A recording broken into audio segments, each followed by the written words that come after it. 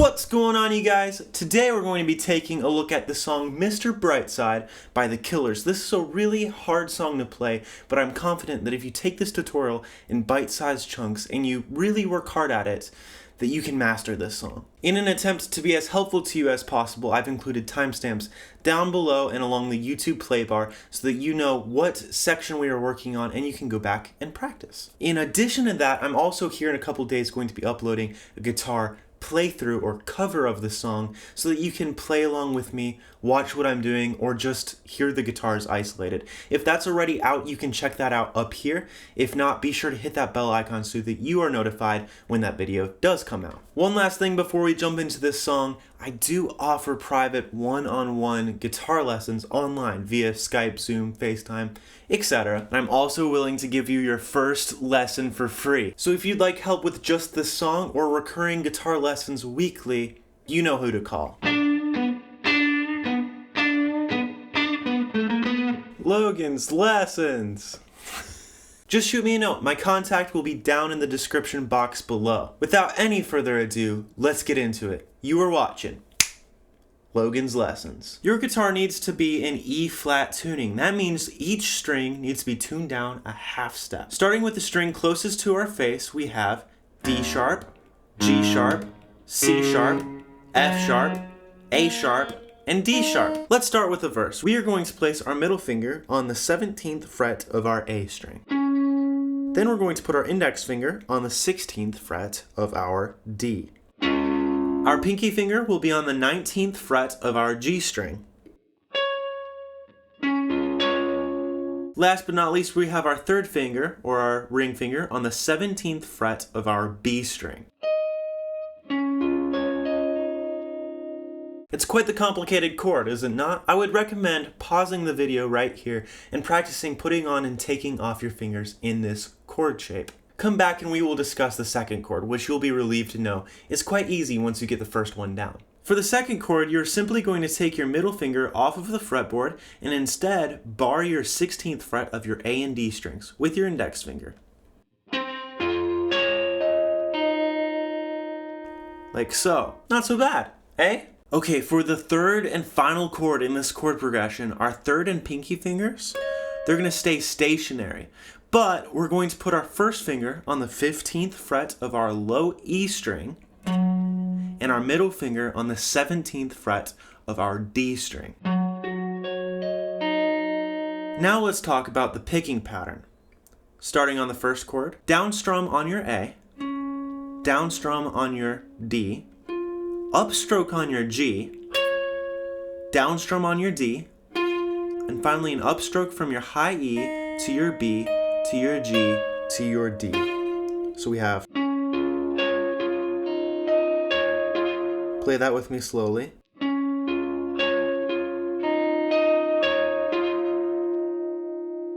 Again.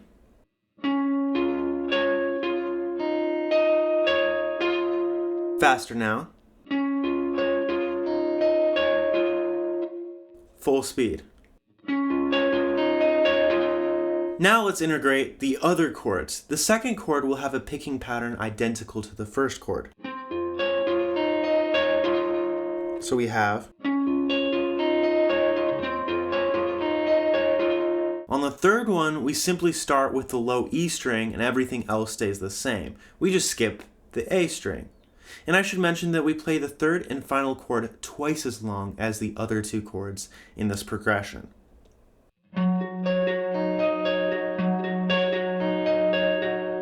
Okay, let's play the entire verse chord progression slowly.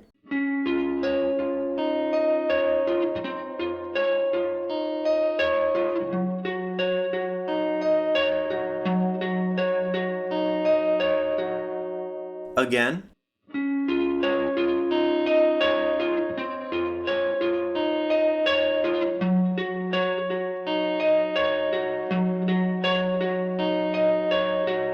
Faster now.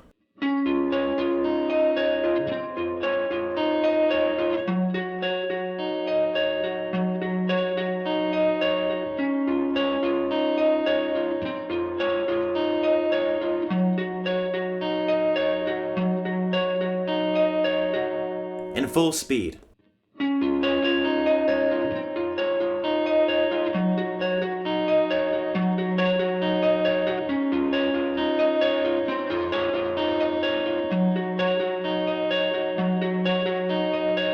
Very, very, very good, my friends. Now, do not fret if that is hard for you.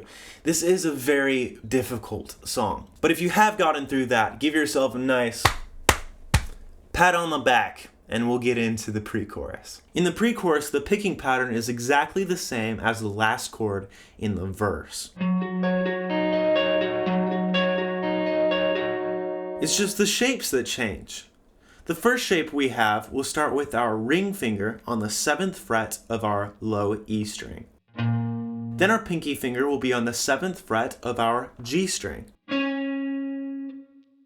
And finally, our first finger will be on the 5th fret of our B string. With the picking pattern. For the second chord, our pinky finger does not move, but we take our middle finger and put that on the 5th fret of our B string, where our first finger originally was. And then we take our first finger up to the 5th fret of our low E string.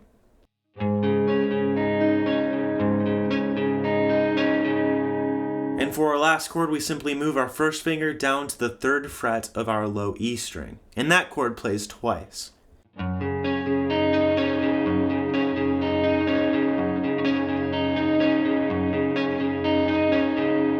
Let's play the pre-chorus together slowly.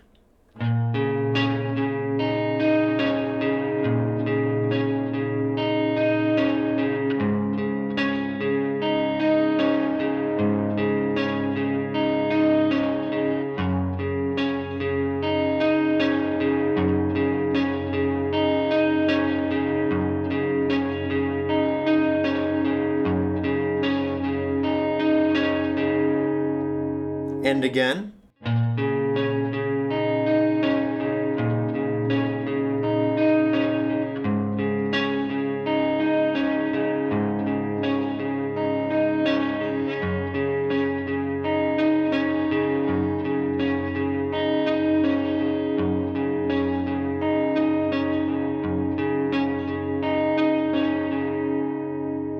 A little faster now.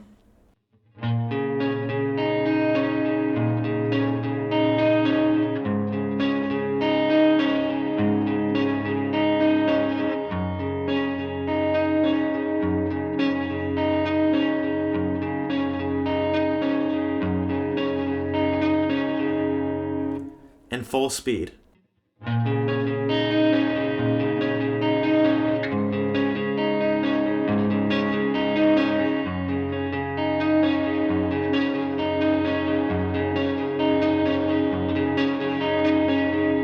Guess what? You have now completed all of the hardest parts of this song. From here on out, it's just a walk in the park, so let me be the first to congratulate you. Congratulations! Okay, let's talk about the chorus. We're going to start with our middle finger on the 12th fret of our D string, and our first finger on the 11th fret of our G. The picking pattern will alternate between the G and the D, in this case, 4 times.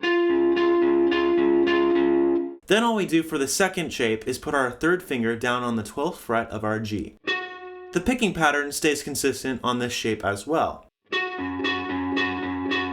And now for the third shape, we will put our pinky finger on the 14th fret of our G. The picking pattern for this chord also stays consistent. So far we have.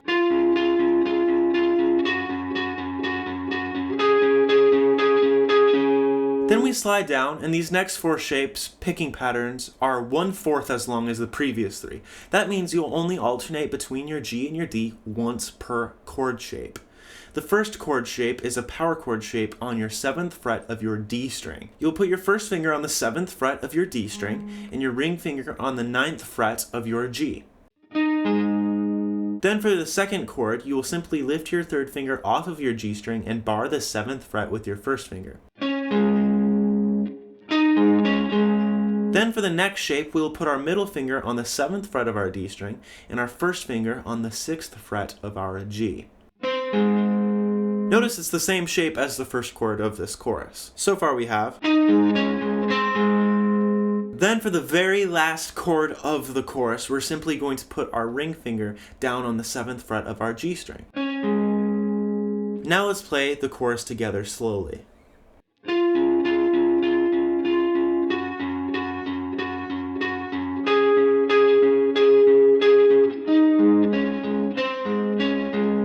Faster now.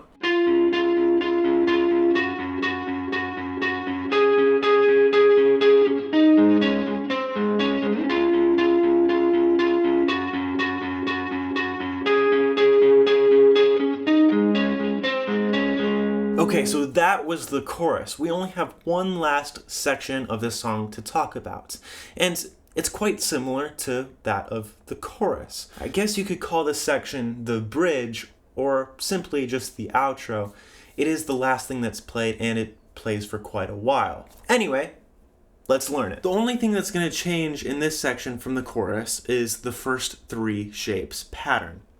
You have two of the first shape, then one of the second shape, then one of the third shape. So far we have,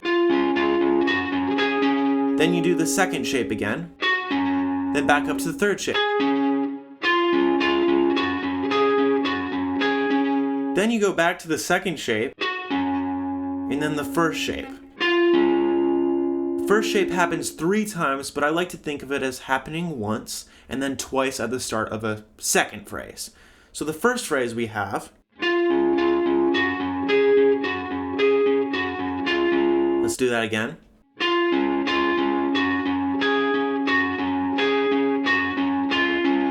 Then the second phrase is pretty simple. It's just the first shape twice, and then the second shape once, and then back to the first shape once again. So, the whole thing being,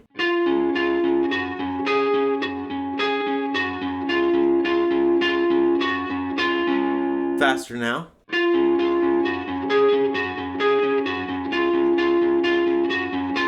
And finally, we add in the last 4 shapes, which are identical to the chorus.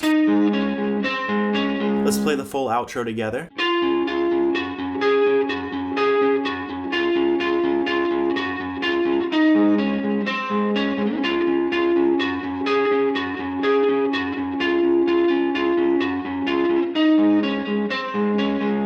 The only deviation from that is at the very, very end. At the end, we simply play these last 3 chords. Just like that. Well, that was a doozy, but I hope this guitar tutorial was helpful for you. If you made it to the end of this video, you, my friend, are an excellent guitar player. I hope you have a wonderful day, and I look forward to seeing you in the next video. You are watching Logan's Lessons.